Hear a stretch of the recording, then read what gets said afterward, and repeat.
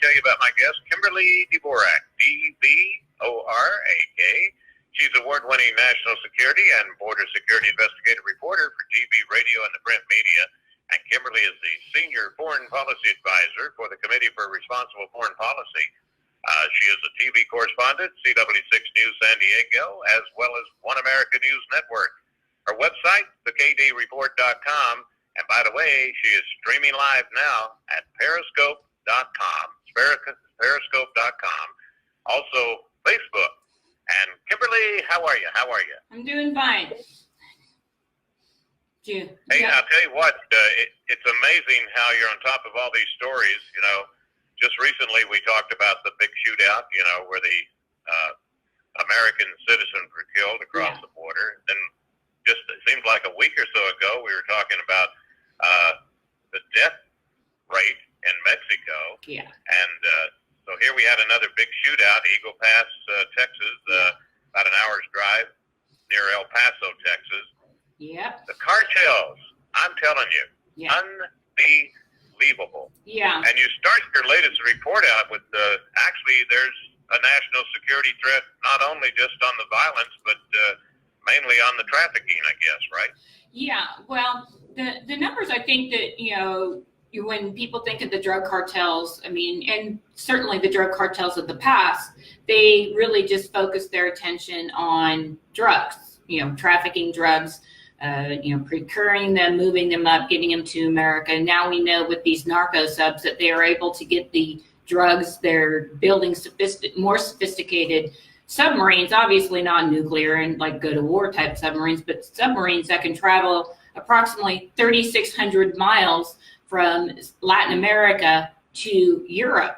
And just off the coast of Spain for the weekend, they grabbed one of these you know, narco submarines, and, you know, of course it was completely full with, you know, meth and cocaine and drugs. And, you know, now we know that they have the capability. This is the largest submarine that has been recovered. And I think that when most people, again, they look at this, I mean, and when you look at the pictures, it's actually, you know, stunning to see the size of this submarine that the cartels have used to transport drugs, you know, all the way to Europe now. So they're increasing their reach. And so, you know, that makes, you know, that definitely creates, you know, a problem. But what we're also seeing is now that the cartels are expanding their businesses. And for example, human trafficking into the sex trade brings in approximately $150 billion per year.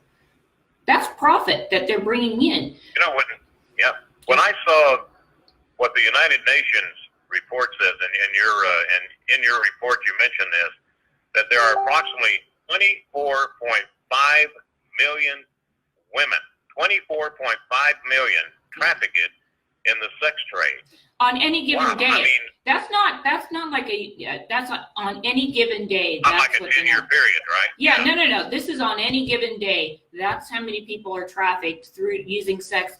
And these cartels and other transnational organizations are realizing that this is big business for them. Of course, it's, you know, illegal, so they're not going to be paying taxes on that. But when you look at that, what was shocking is that when you look at the total profit for Google, you look at Microsoft, you look at, you know, several of these different organizations, and they don't even make the amount of money that just human sex trafficking brings in on a yearly basis.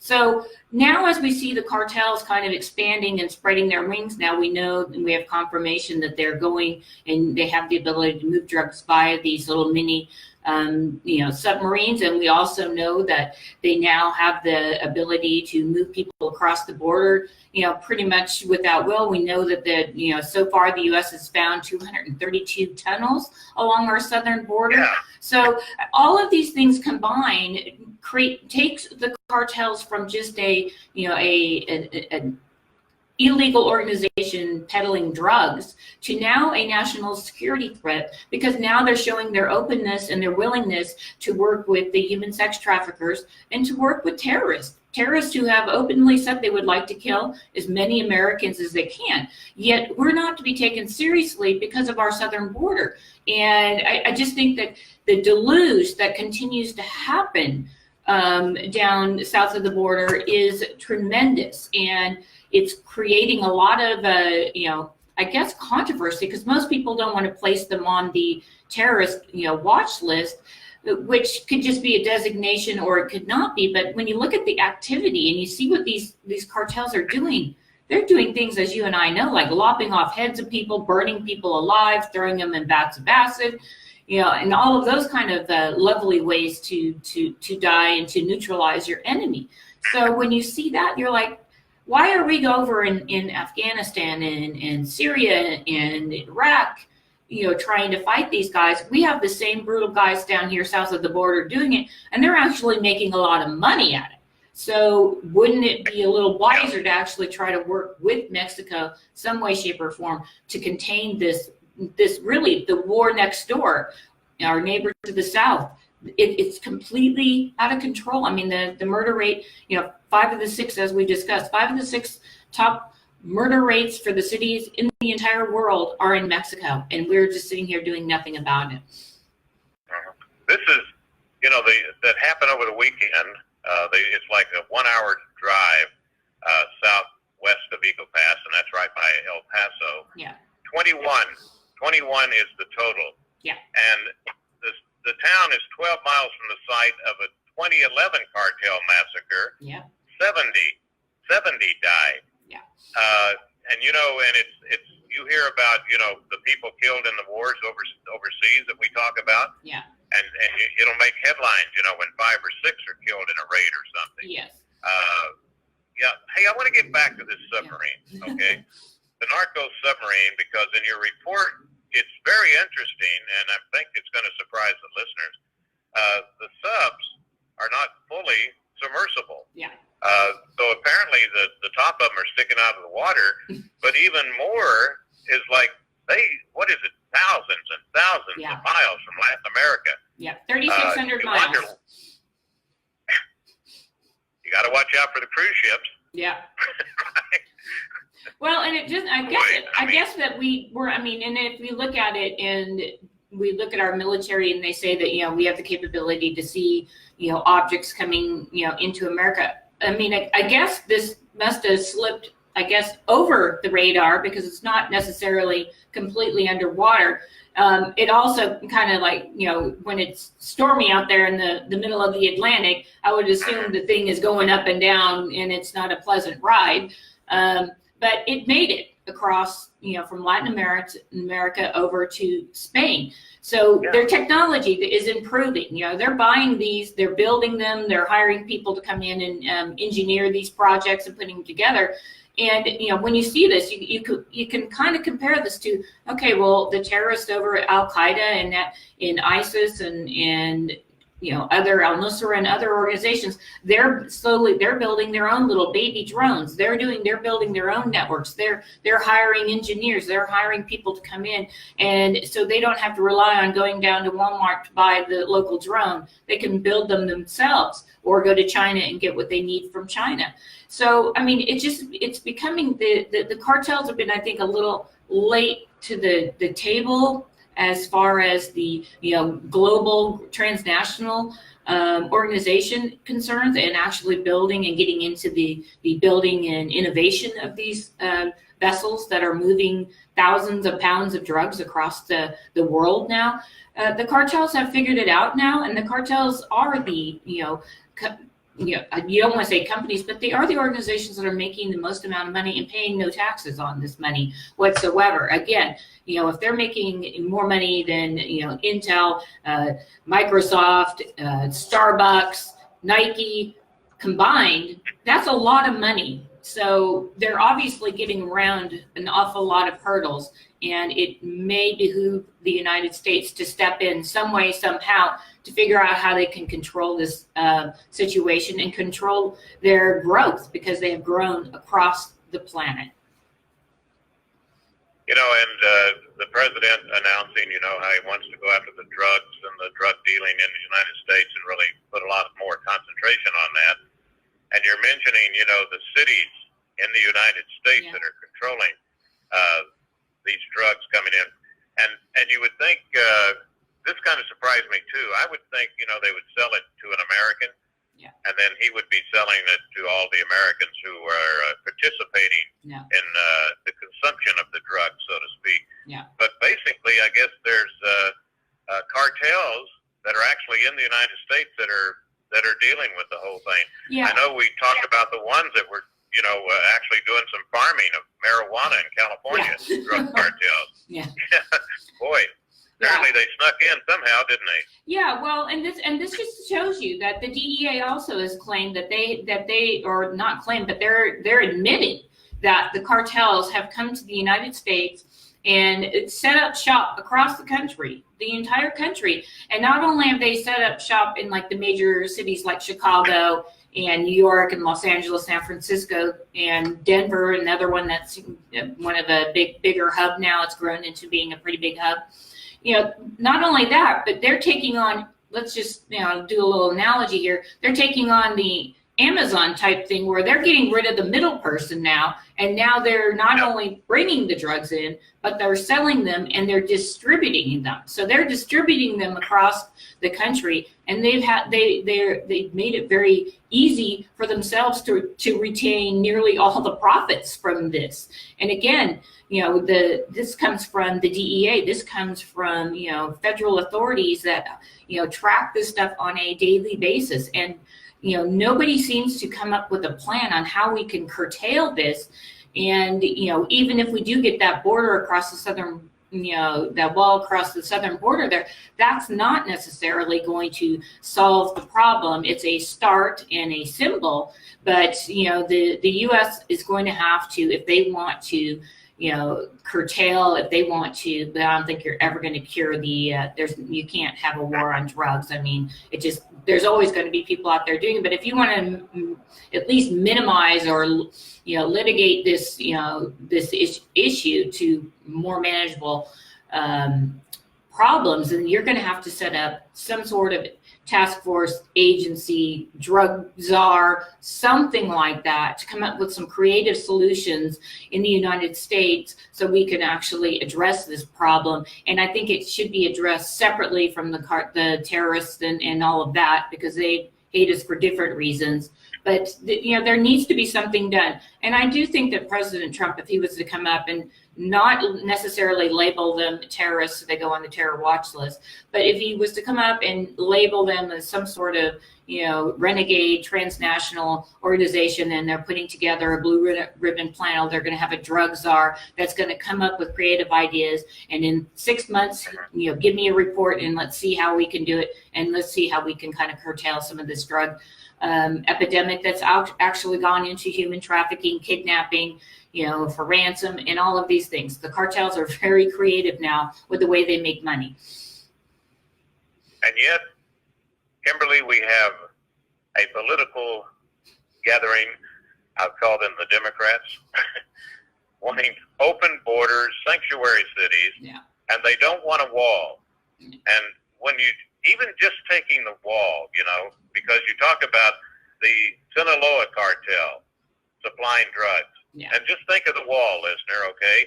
They're supplying drugs to California, Arizona, New Mexico, Texas. Gee, I think that's where the main wall is, isn't it? Yeah. And I think too that I've talked to Border Patrol agents over the weekend to ask a little bit more and to get a little more information about what their thoughts are on this whole taking these cartels and labeling them terrorists and whatnot.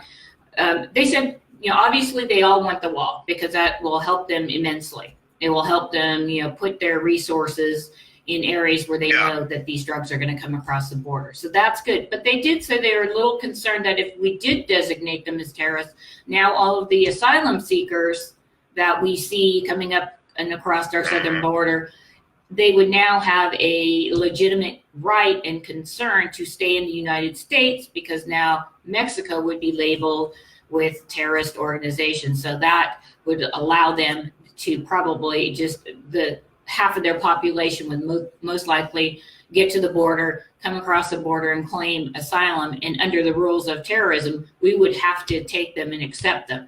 So this is why I think that there needs to be a blue ribbon panel, a drug czar, somebody that can get out there and figure out how we can gain control over the situation that we have completely lost control of.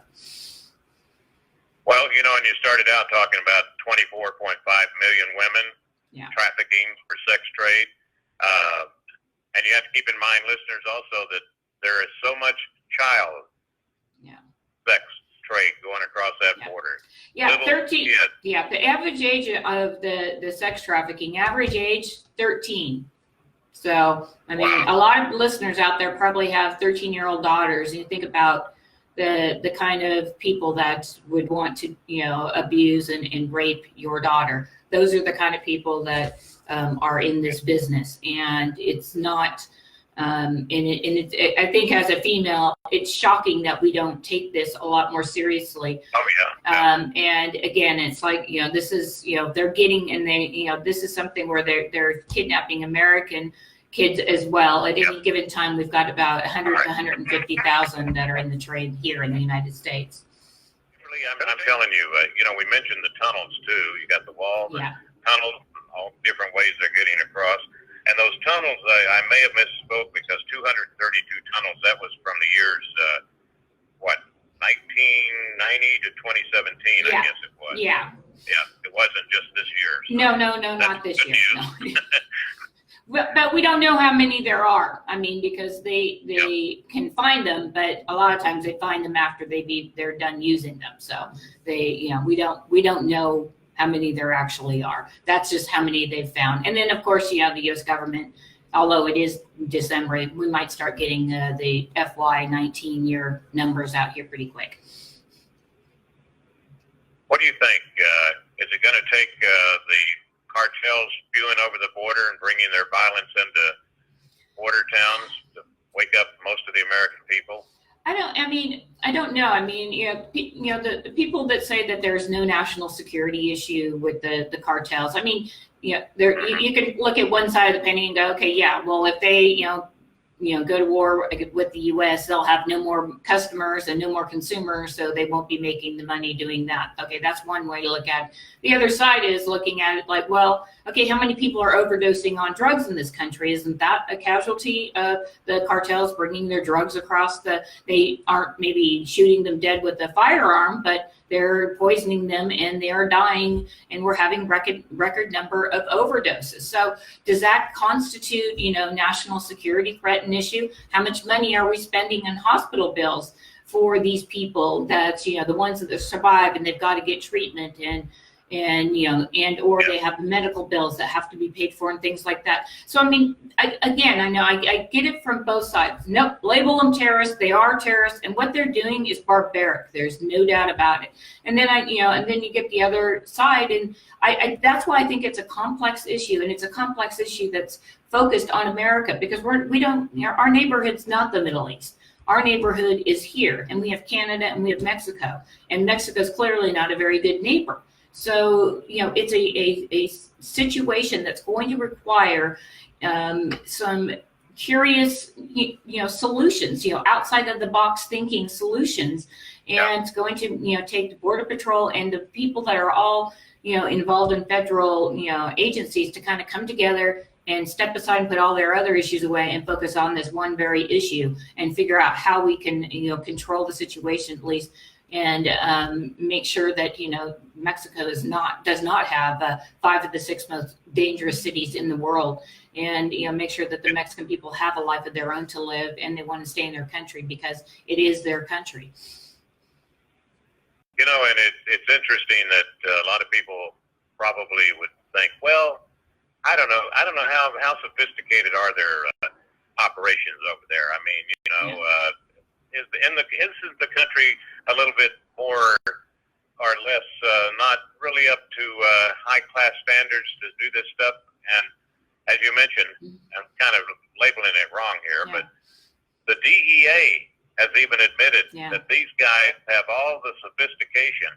They know what they're doing. All right, they're not dummies. Exactly. And I just want to like make a comment here. I see somebody who on Facebook, chimed in with a thing saying, don't give up your Second Amendment rights. And this is actually 100% true here. The people in Mexico, people in the Middle East as well, they're not allowed to own a firearm. So when these people come into town, like they did over the weekend in caravans to this little town and shot everybody up, this is, the people at home there, they don't have a firearm to protect themselves. So, Gary here is absolutely right on this issue. Yeah. Hey, we have run out of time, Kimberly. That's time we really get on a roll here. Hey, and thank you, Gary. Very, very interesting comment there. Kimberly Dvorak, remember it's thekdreport.com.